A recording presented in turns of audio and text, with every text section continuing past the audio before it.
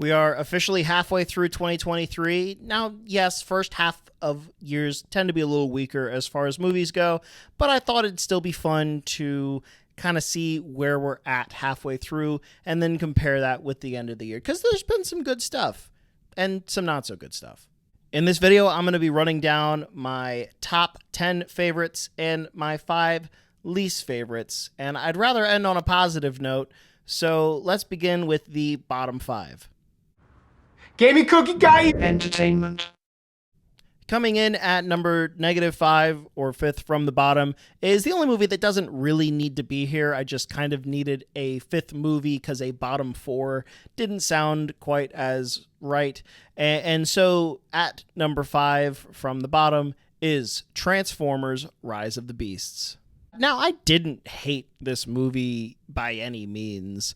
There was nothing wrong with it. Like, the plot was a bit of a nothing burger. The action was boring and predictable. I heard a lot of praise heaped on Pete Davidson for this role, bringing some comedy to it. I thought a lot of his jokes were kind of cringe, to be honest. To its credit, I think this movie is in large part saved thanks to a pretty standout ending, whole action battle third act. That has me slightly optimistic for the future of Transformers. I just think it's a little too late for this movie. Let them come. At -4 is kind of the dark mirror to what movies like Flamin' Hot, Air, and Tetris could have been. It's Blackberry. Now, I recognize I'm actually in the minority of people who didn't like this movie. It seems like by and large, anyone who went to see it gave it positive reviews, and I just don't see what they do on this. Have you ever wondered what the real life story of Blackberry was? Well, stop, because it's exactly what you imagine it would be, and they don't really do anything in this movie to present it as anything other than that. I even like all of the actors here. I like all of the creatives on this movie, and yet they're playing characters that I don't actually believe. They all feel like they took the most interesting part of their real life counterparts and just dialed that up. They doubled down on whatever characteristic made them unique. The quiet one is extra insecure. The mean one is always bursting with rage, and the nerdy one likes movies. I just wish they brought something interesting to the table, because much like a late generation Blackberry, there's just nothing new here. Hey! Quiet!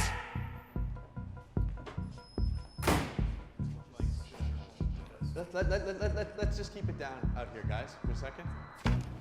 At -3 is a movie I really feel like had all the pieces to work. I really don't know why it didn't come together, or maybe it's just me. This is 65, starring Adam Driver. I'd probably be more willing to give this movie a pass if it wasn't marketed so hard as this epic survival suspense movie in the same vein as A Quiet Place, from the minds of A Quiet Place. Then again, you can't market it as this big dumb Adam Driver versus the dinosaurs thing, because it's kind of both and it's kind of neither. It takes half measures towards both the dumb action blockbuster and the quiet, interesting suspense movie without really doing the best of either genre. I think for this movie, less could have been way more, especially when it comes to the story and even when it comes to the action some. If they wanted to just focus on the survival, the being hunted elements of this movie, I think that's where it really could have shined. And instead, they wanted to go a little bit bigger. Maybe they just had the budget and decided to throw it at this movie. I don't know exactly what happened through the process, but they lost the lead somewhere.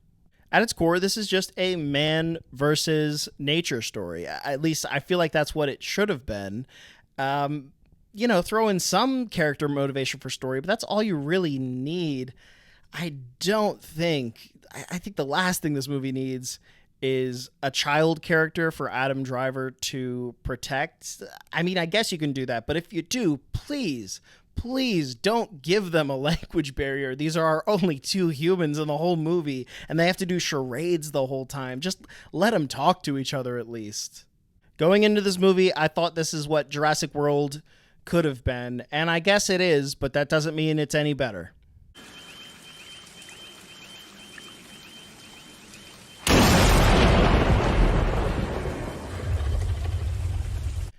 At -2 is a movie that very nearly made me lose my faith in all of Hollywood. It's Shazam! Fury of the Gods.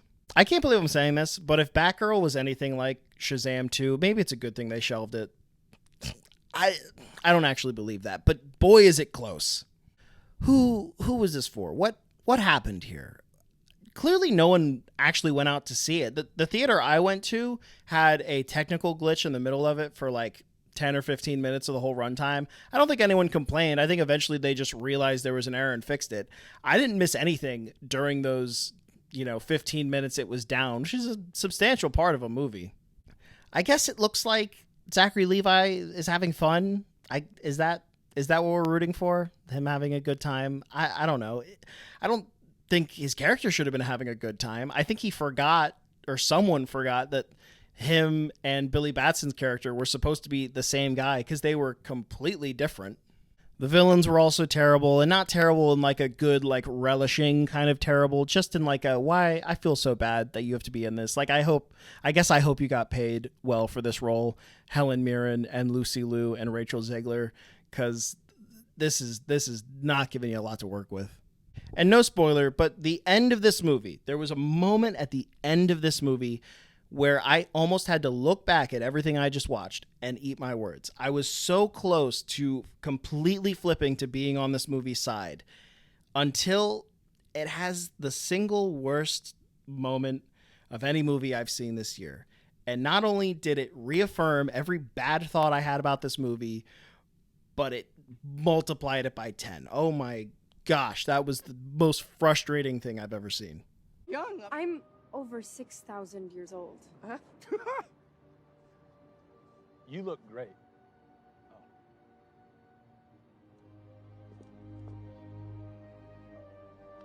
Certainly seems inappropriate. Yeah. My least favorite thing I have watched in a movie theater so far this year was Inside. And it's crazy that my favorite thing of 2021 was Inside, and my least favorite thing of this year's Inside. This is, of course, not the awesome Bo Burnham special. This is the movie starring Willem Dafoe as an art thief who gets locked in the very apartment he was attempting to rob. And unlike Shazam, it's not as much that I'm just straight up angry at this movie and the system that fostered it. I'm just like confused and disappointed more than anything. Mostly confused. I would like to assume for a moment that I am the idiot here, and the writer and director are 10 steps ahead of me the entire movie, and I'm just too far behind, too stupid to see their grand vision, because I am baffled at the pacing and the general direction of this movie. It's sure unlike anything you've seen before. Clearly they wanted to go into some deeper ideas of going psychotic, of isolation, of this extreme pressure. Again, that's all fine. That's good. I think that can work. I think that's an interesting way to approach this story. But there's a cinematic language where you lay things out so that it makes sense to the audience you're presenting it to. And this movie doesn't do any of that. It just skips those parts. It's a movie that fully expects the audience to be along for the ride, while at the same time, I think it ends up leaving us behind.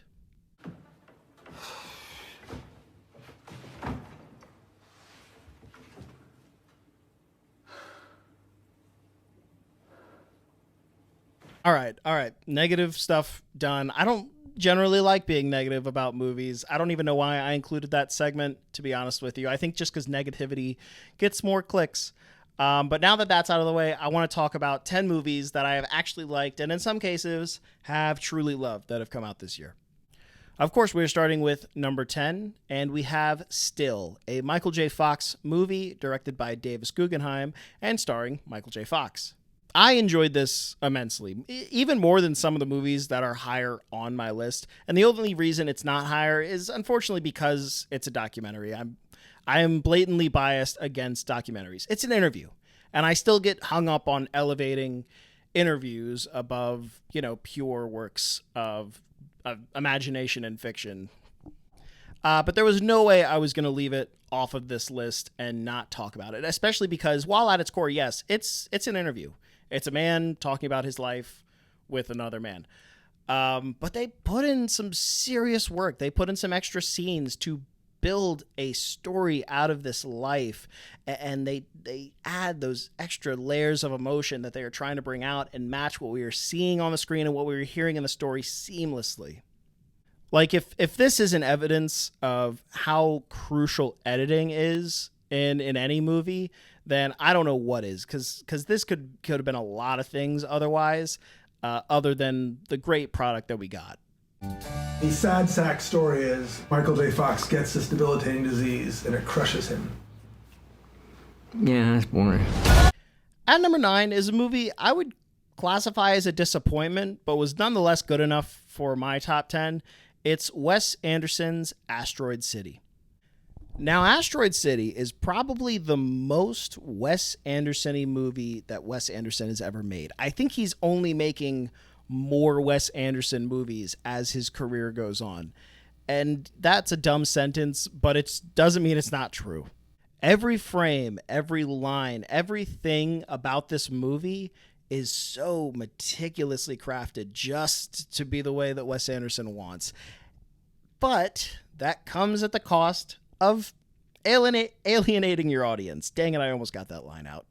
I never once felt immersed in the world or the city of Asteroid City. And yeah, maybe a lot of that's intentional, but it doesn't mean it's good to keep your viewer at arm's length the entire time.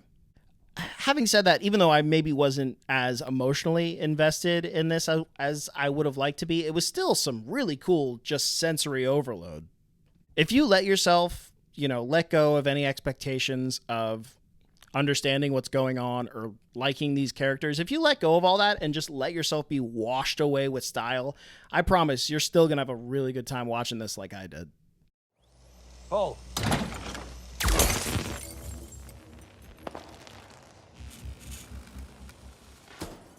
How long can they keep us in Asteroid City? Legally, I mean. At number 8 is the first movie out of the Damon Affleck joint studio artist equity, Air, Courting a Legend, A Story of Greatness. So this movie and another I'll talk about later are kind of the opposite of what Blackberry was to me. I thought I cared about the story of Blackberry. I thought I was interested to see how that would play out. And it turns out I don't care at all. It's what I thought it would be. I didn't think there was any world in which I would care about how Nike signed Michael Jordan, but it turns out I do. It turns out I care a lot. And no, it's not just because of the story itself. It's not just because this was a better story than the story of Blackberry. It's because of how it was presented to us. The writing was strong. The character motivations were clear. The drama was compelling, and that doesn't all just happen by chance. This is clearly a team that loved this material and knew how to bring it out and show it to an audience in all the ways that are going to give it the best chance to be enjoyed. Yeah, at the end of the day, it's a Nike movie. It's a brand movie, but it's probably the best version of a Nike movie that we're going to get.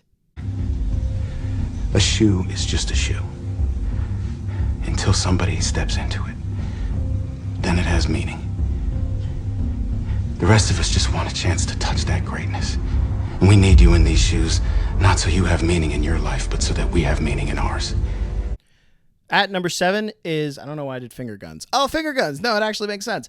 At number 7 is John Wick Chapter 4, Pew Pew, directed by Chad Stahelski, starring Keanu Reeves. In probably the best modern example, maybe one of the best examples, period, of escalating the film series entry by entry. This was immediately probably my favorite of the whole quadrilogy. Whoever watched Rogue One and decided to have Donnie Yen reprise his character deserves a promotion, because his character really made the whole difference in this for me. He elevated the personal stakes. He elevated the action aside Keanu Reeves.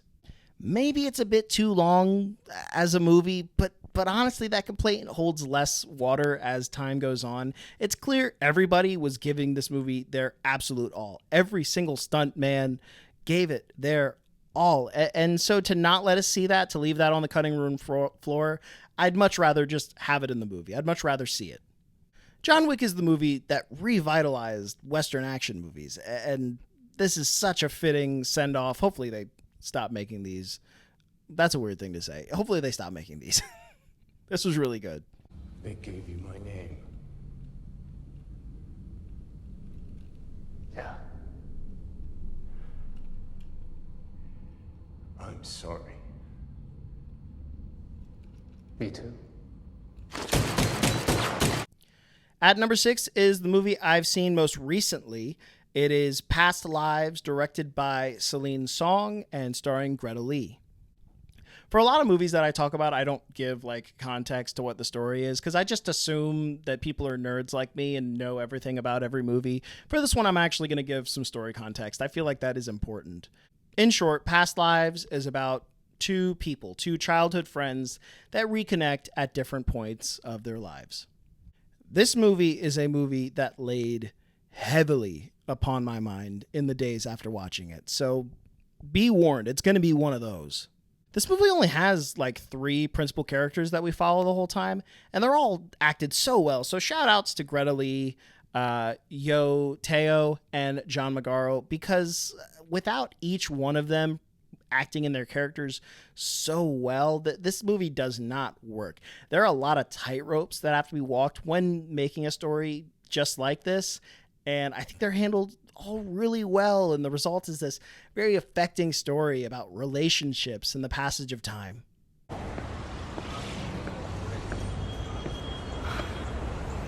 와, 너다. At number 5 is the James Gunn MCU swan song, Guardians of the Galaxy, Volume 3. Guardians Volume 1 is and was and will probably always be one of my favorite MCU movies, if not one of my favorite movies. Guardians Volume 2 did not measure up for me. I didn't quite get it. So going into Volume 3, we could get either. I didn't know what to expect. For the most part, Guardians 3 is able to stay out of the MCU quagmire and stand out on its own, and it's a great movie for it. It's clear all of these actors, they've been these characters for a long time. They're very comfortable in these characters. James Gunn is very comfortable directing them. So they can just get right to the story. We don't need long introductions. We can get right into it. And this movie really benefits from that history.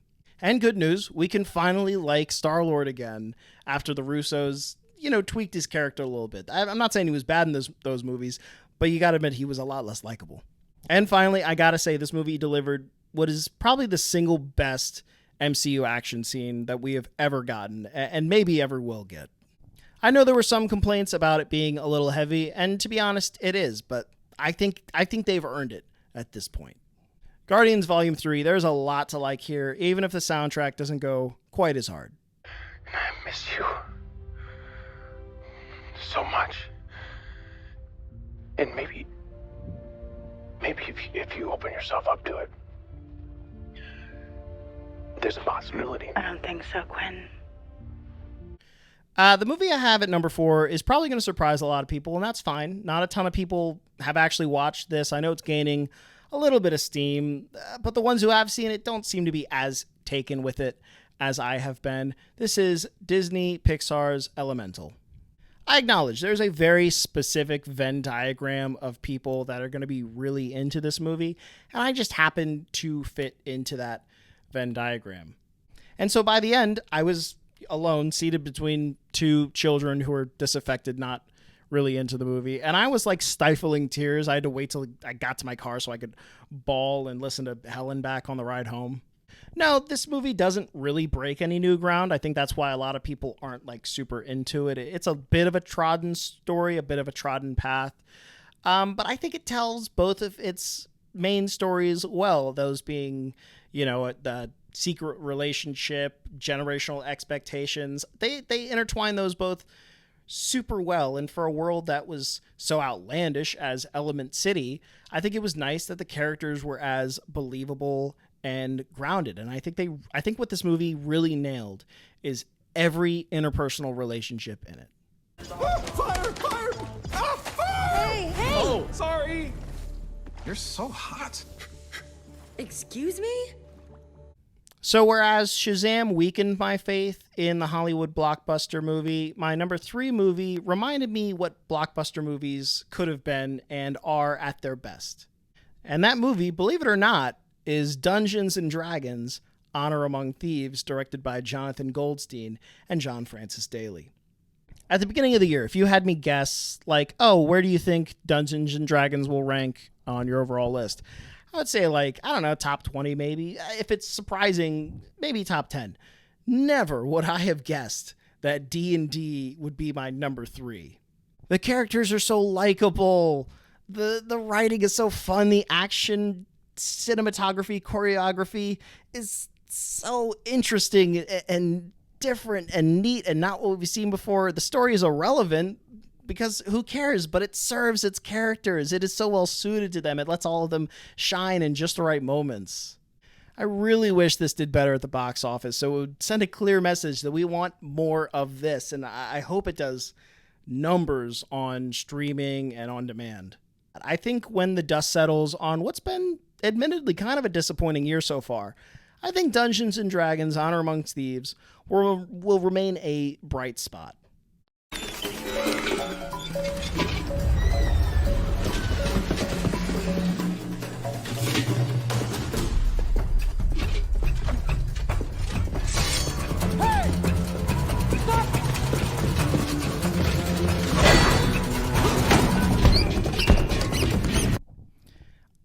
I know this sounds crazy, but my number 2 pick actually disappointed me a little bit because I thought it'd be number 1. Let me explain. It is Spider-Man Across the Spider-Verse. This movie is almost perfect. And when, perfection is just within reach, when you don't actually get there, it's almost worse than if it wasn't even on the horizon. The animation, perfection. The casting, perfection. The music, perfection. The story, just shy. No doubt this being a 2-parter hurt this movie in service of the next one. And I don't think it had to be that way. I think there was a little tweaking, a little balancing you could have done to make these both equally satisfying without this movie being tethered to what happens in the next one. Having said all that, this is still a genre-bending, genre-defining movie. Not that animation's a genre. It's a whole medium-defining movie. I couldn't rightly put this any lower than 2 because they very, very nearly pulled off the perfect sequel to what, in my estimation, is a original perfect movie and one of my favorites, if not my single favorite movie of all time. Take your time on the next one, but release it tomorrow, please. Stop what you're doing and stop Spider-Man. Wait, you? Miles Morales. He's entering Sector 4. Do I, have web on my face? What's the deal? Miles, he's right there. He's running. Turn around. I don't see anything, boss. Spider-Verse is redefining all of Western animation. It'll probably sit at the top of this year's box office before too long. It'll probably remain in the cultural zeitgeist for years to come. What could top all of that? Copyright infringement. My favorite movie of 2023 so far is none other than Tetris.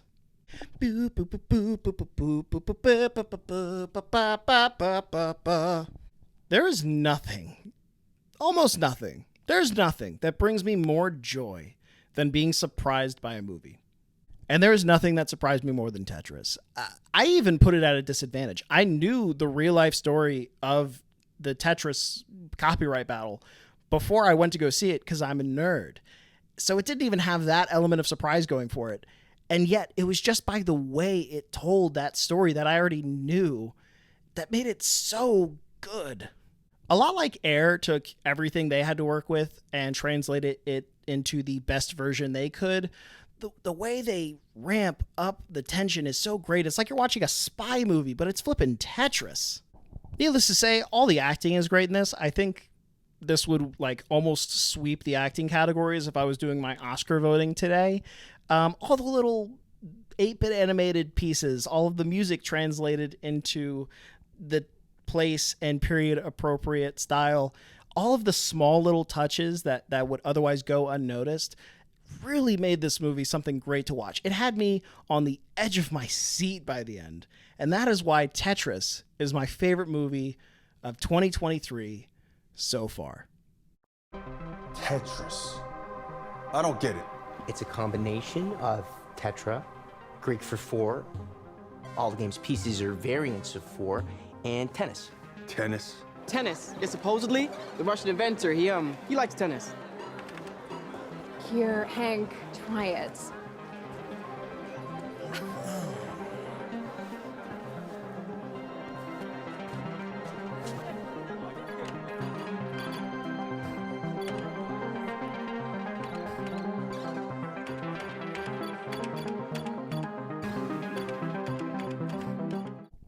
So that's my list. Did one of your favorites make my top or bottom? Sorry. It should be a good back half of the year. I'm sure this list will change a ton by then. So I will see you in 2024 with the update to this video. Have a good rest of your year. See you then.